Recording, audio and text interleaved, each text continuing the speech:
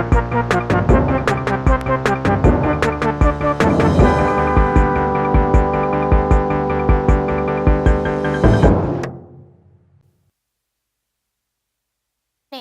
I'm Mia.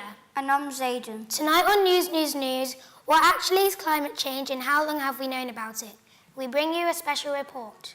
Our reporters speak to the leader of the City Council about poverty in Norwich.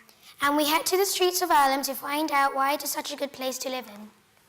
But first, today's headlines.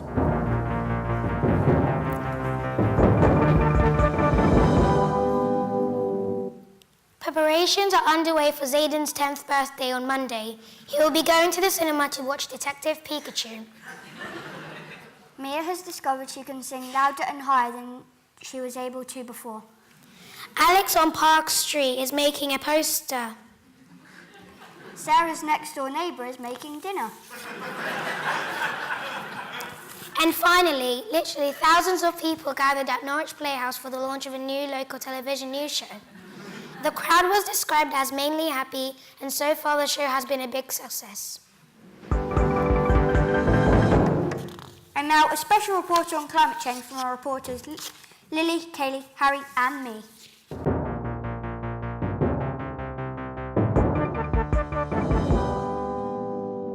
What is climate change? Small question. Climate change is what is currently happening because we are emitting greenhouse gases to the atmosphere, which warms our planet up, and that has a range of impacts across the planet. Dr. Naomi Vaughan is one of the UK's leading climate change experts. We went to the UEA to find out more about climate change from her and how bad it really is. All I knew about climate change was that the temperature's going to get warmer and places are going to start flooding. Before the investigation, I knew that penguins were struggling and polar bears were struggling to survive because they live in the polar ice caps. I didn't know that it really exists, but except from when I was watching the news when I was eating my breakfast. She told us climate change isn't just something that will happen in the future, it's something that's already affecting Norfolk in lots of ways.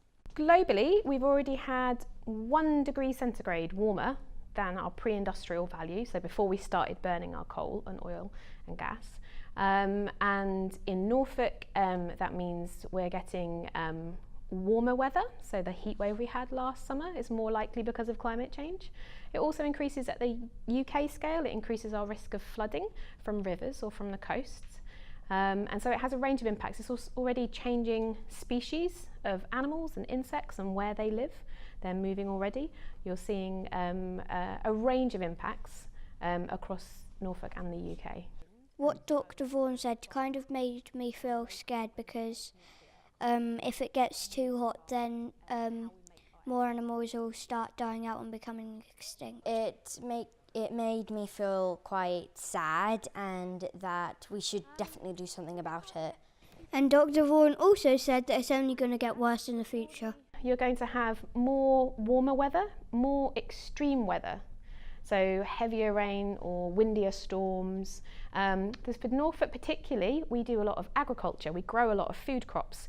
And so the weather plays a big role in the success of our food crops. So lots of farmers are concerned about the impact it might have on their ability to grow the food and make their profits. There's also issues of flooding, particularly in Norfolk along the coastline, around coastal flooding.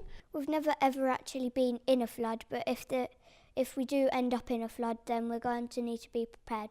We wanted to speak to someone who knows what it's like to be in a flood. So we went to meet with the Norfolk Urban Search and Rescue Unit. The fire station looked quite professional. It had lots of gear like boats and fire engines. We wanted to know how dangerous floods were. Well, the most dangerous risk during a flood is drowning, but you've also got hypothermia because the water's very cold, especially in tidal or moving currents. It's going to get very cold very quickly, and also you've got cold water rushing against your skin. It's going to draw the heat out of you. And then we've also got contamination issues because of the sewage water. We wanted to hear what David thought about climate change. How do I feel about climate change? A good question. Obviously it's not good if it's at detriment to the area.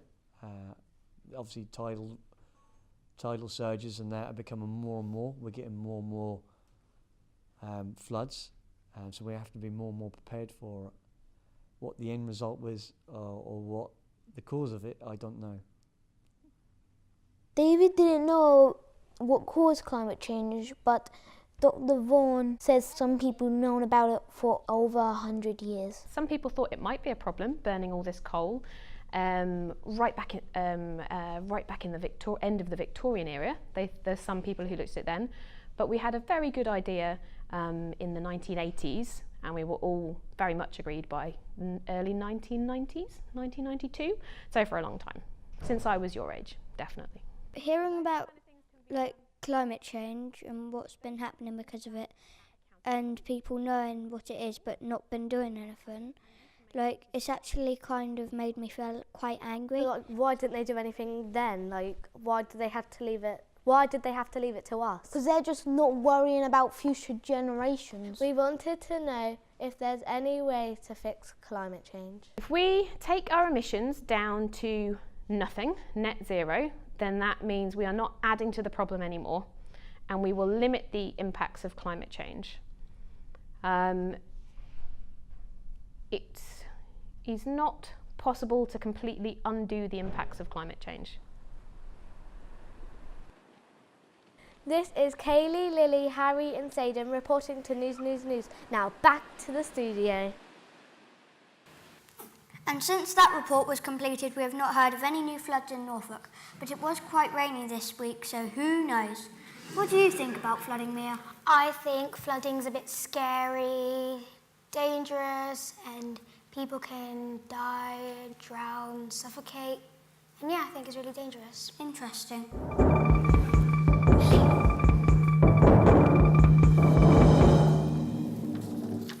Local news now, and we're just hearing that Daniel from Australia thinks we don't think about the future enough, and he wants a second referendum.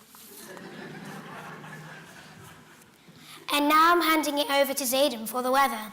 Zayden? Just give me a minute, so I need to get out of the theatre so I can actually do the weather.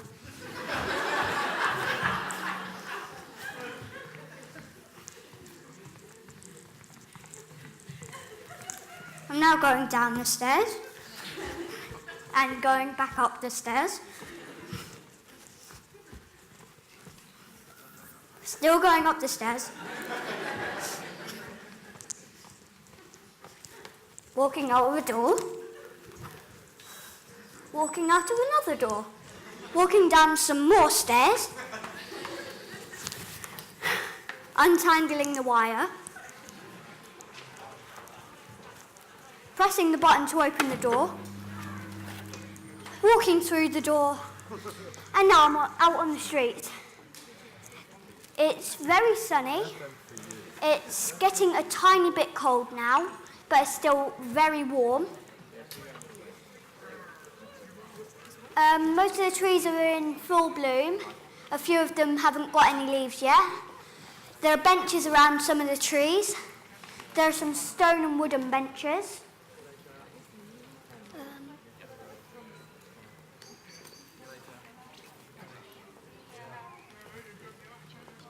There are some people around. There are quite a lot of people around, which is unusual.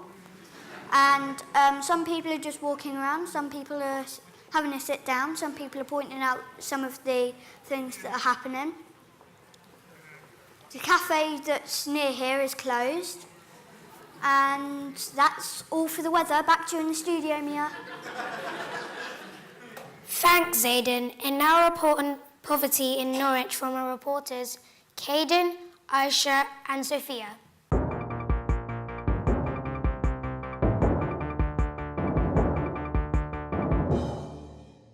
Andy said, what do they not talk about enough in the news? And I said poverty, homelessness and stuff like that, because they don't. It's always about rich people like Theresa May or people in Brexit, and I feel like people who are poor and are homeless needs to be recognised and noticed more. This is Norwich Food Bank next to Gurney Park. A food bank is a place who helps people who are struggling getting food and helping their family. It helps people that don't have a lot of money, can't afford food, or they're homeless, and so they can feed themselves. So for a single person, they will give them a box and maybe a bag.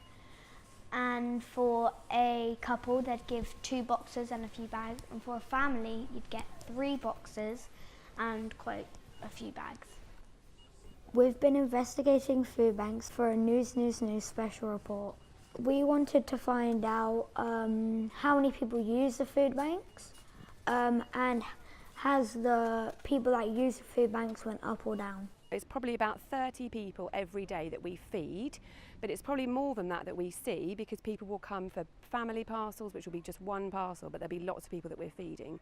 So about 30 a day across all of our different centres. Anybody is welcome. You mentioned about faith, so lots of people come with no faith or different faiths. People come all sorts of different backgrounds as well, people who might be in work, people who might be on benefits, people who look all sorts of different ways, but we treat everybody exactly the same. If they're hungry and they need our support, we will do whatever we can to help them, whoever they are. The food bank works on donations that come in from supermarkets and from individuals, and it's all delivered here to the warehouse. We've got about 180 volunteers, so we've got about 60 in our warehouse, a few in our office, about 100 or so in our distribution centre, so lots of people in lots of different roles. If there was no need for food banks, then this would be a lovely country to live in. But currently we have to supply food to people because they are destitute or in need of it. We've just done our 2018-19 figures, and so in that period we did about 10,000 parcels, so just under 10,000 parcels. So a lot of people are needing our help, and that is an increase on last year.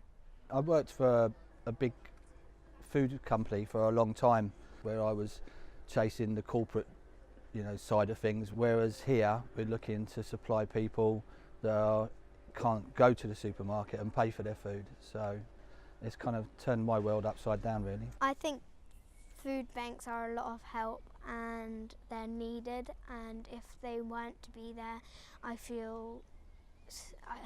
just imagine how hard it would be for most people. I want to find out from the council if they help people and if they have enough money to help people. I want to find out from the council if they help enough, and I want to see what they do, and I want to see if I can get them to do a bit more. We went to the City Hall to speak with the Norwich Council leader, Alan Waters. We began by asking him what he thought about poverty. I think it's a disgrace that in a country which is very wealthy we have anybody in poverty, and I think that's a failure by politicians to prevent that from happening. Do you think the council should build food banks?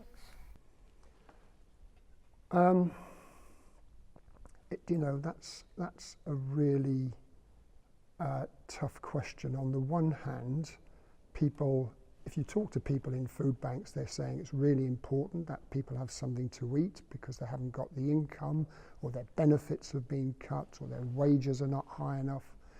On the other hand, from a political point of view, if you do that, it therefore encourages policies, as we would see it from government, which lead to more food banks. I think the question is that you need to make sure that people are not going hungry, but we also need to shift, I think we need to shift people's attitudes. To be honest, I don't think there is enough pressure from the general public to say that poverty is unacceptable. Have you ever given food to a food bank before?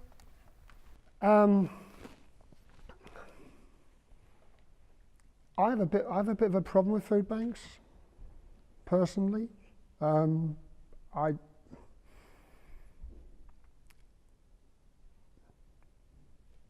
don't think I've personally given anything to a food bank. I find it personally difficult. At another level, we're doing all we can to provide sort of food network and support for people, but somehow personally, I'm kind of conflicted by that. That's just a personal thing. That may sound a bit harsh or a bit, I don't know, inhumane almost. But at a personal level, I'm just so angry about the fact that we have to have food banks. You know, don't get me wrong. I think the food banks at this particular point are necessary, but we need to have a strategy that sees the end of them, because we can't build a decent society on relying on people to put food in food banks when government sits back and lets people, you know, suffer in poverty. So my opinion of the council is that they help, but at the same time they don't. I think he was telling the truth. He really got into the question about, has he ever donated food? And I feel like that was really truthful. The most important thing that I've learned is how many like just people that are poor or don't have a lot of money use food banks, because it shows how much Norwich really needs them, and how many poor people live in Norwich. This is Sophia, Caden and Aisha reporting for News.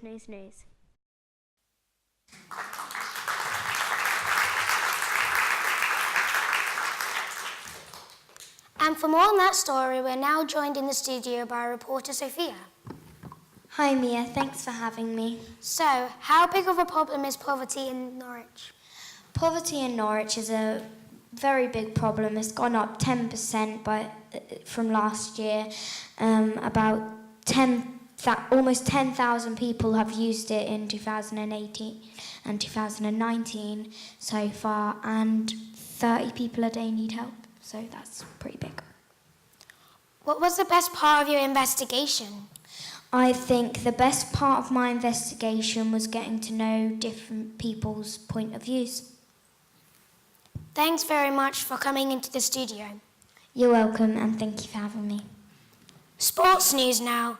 And Norwich City beat Aston Villa by 2-1 to win the championship. Elsewhere, Caden kept a clean sheet as his under-11s team won 2-0 against Ipswich. In other sports news, Sophia went to training with her Crusader Girls rugby teammates. They haven't played any games recently, but whenever they play this, they always smash them. And that's the end of the sports news.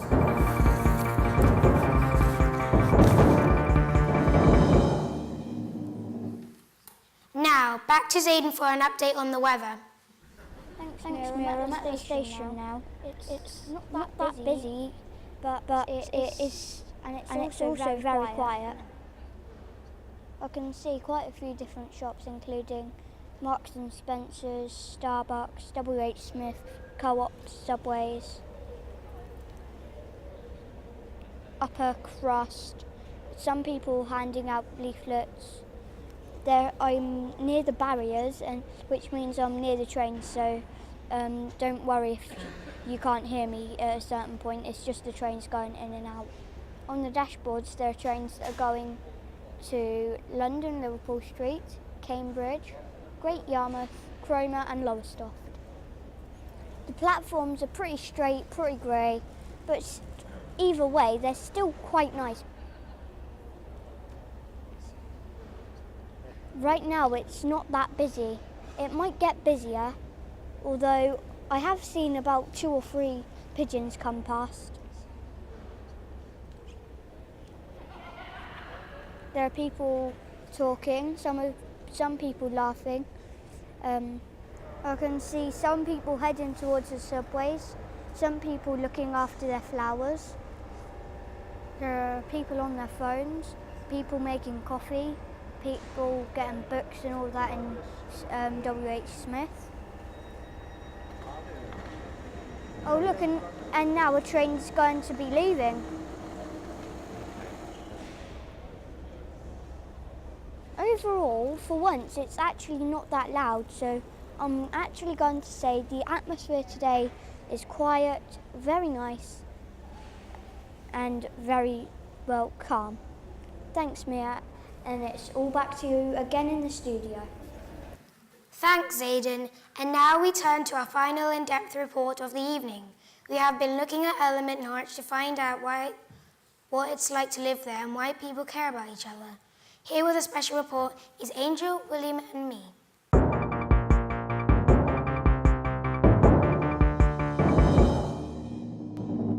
The street looks like that, like all the houses are just normal colour with like bricks and like that, but the doors are all different colours, and I can see lots of trees around, lots of tulips, and I can see lots of cars. The street where I live on looks like, it has a lot of trees for sure, because like there's so much trees on my street. There aren't that many flowers, and there are a lot of bushes as well, and there are a lot of cats on my road as well, and they all get into fights. There's flowers and trees like all around like the houses and the roads, and like there's loads of dandelions. And there's not really a lot of trees though. There's a lot of bushes. There are loads of people coming on my street, and there are like loads of cars because my street's very small. At night there's like all the lights turn on and it looks like all like something like a party or a festival's going on. Earlham is a great place to live because it's safe and there's like no killing around. There's not a lot. You don't really see like a lot of cops around, and most of the time you don't really see any drunk people either. I describe the people of West Earlham as kind, friendly, and strong as well. We like this neighbourhood. We think it's safe and nice here, but we wanted to know if other people thought the same. So we went out on the streets to find out. What do you think of this area right now? I think it's a fantastic area. Lots of different people live here, lots of interesting people. The area that we're in, I'd say it's probably one of the nicer areas that I've lived in my life. One of the best places I could choose, really, because it's very full of friendly people and it's quite green. I think it's friendly. I think there's lots going on. I've recently moved here from Essex. People are very, very nice. It's a nice, calm area. We've got nice facilities. It's a really lovely place to be. Do you think West Earlham is a safe place to live? I think it's safe enough. I've accidentally left my door unlocked many times, accidentally, and so far nothing's been stolen. I've had this salon for 15 years. I've never had any problems, no break-ins or anything. What do you think of the community in West Earlham? They're all right, they're polite, they're nice. They're nice enough to us anyway. People are very nice, very welcoming. We haven't had much interaction with anyone who hasn't been friendly and talkative. I love the community in this area. I've lived here for about 5 years now. It's very different. There's lots of different types of people, and what I really like about it is that it is a very community-led place. Angelica's Rainbow is a not-for-profit organisation where we rescue animals in need, give them a home, and then we provide animal encounters for education, therapy and for skills development as well. Children can get quite a bad rap, I think, for especially people who live on estates and things, but actually these guys are showing what being in your community can actually do. Are you happy? I'm very happy. Yes, generally, yes. Well, I'm happy, but I'm not happy to have to work, but I'm happy.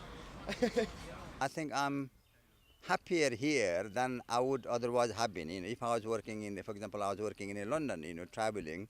So compared to that, I'm this much happier now. Community garden is garden for everybody. Anyone can come here. Yeah, anyone can come and enjoy. They can come and work here. They can come and take some produce from here. So it's for the whole community. We have got bees, we have got forest garden, we have got a whole range of vegetables, English, non-English vegetables.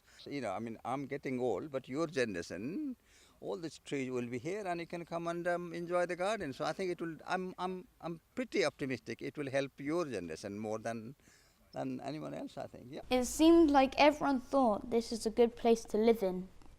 But what is it that makes this place so loved? Tony Cooper has lived in Earlham for over 60 years. One of my favourite TV programmes will be watching the news. I love that. Now I just don't bother because you know what's got to happen, you know what they've got to say, and think, oh no, I can't be doing that. We asked him what he thinks makes the community here so good. We just look out for each other. I mean, how can I say it? In the old days we would say if someone sneezed one end of the road, the next at the other end they'd say bless you. Do you know what I mean? Because they all knew. As soon as you walked onto the road, that was like walking into your own house and you shut the door behind and felt safe. All the neighbours knew you, they all looked after you. If you wanted anything, there's always someone there. I mean, I was a school governor here for 21 years. I used to look after the school. We'd done a project called School Watch because the school was getting damaged a lot. So me and the group with the other parents, we come round here for about 10 years. Once the school had finished, we'd walk round, make sure the kids weren't breaking the windows or setting fires and that. I think that was more safe when I was little because there was more police round and you felt safe. Whether it was safe or whether you felt safe is a different matter. There was always a policeman. You know, whether he's got to kick you up the bum for being naughty and then go and tell your dad till you get another. That's how it was. I know so many children around here, that's just nice, just walking down the shop and you speak to about 20 or 30 on them and the respect you do get up on them. People say children don't show respect, all you say do, as long as you show them respect back, you know. That works two ways, you're nasty, then they've got to be nasty. They're a great bunch, they really are a great bunch of kids around this way, I love them. Living in Earlham is nicer and safer than big cities like London or Ipswich because people know each other and take care of each other. I don't feel afraid when I'm out on the streets. There are lots of children around and it seems that children make people be nicer to each other. Because normally, like, if you're like a child, you walk around and like adults are more nicer to you. Or like I said yesterday, because maybe the people don't want to like teach the child bad habits for when they grow up. This is Angel, Mia and William reporting for News. It's nearly time for us to leave you, but before we do, let's take a quick look at the headlines from tomorrow's newspapers. The A11 reopens after major pile-up. Norwich City Council make new pledge to tackle poverty in the city. Floods predicted for autumn 2019. Tony Cooper made Lord Mayor of Norwich. All schools are closed down. Massive electricity blackout endangers lives across the county. Homelessness in Norwich decreases 10% since 2019. I'm going to university. Free pizza for everyone. 6-metre-high dog spotted roaming the streets of city. Major earthquake rocks East Anglia. New ruling means no one is allowed to see any of their friends. All the dogs in the world are owned by one person. Spiders. Peppa Pig declared bankrupt. UK set to go to war with former US President Donald Trump.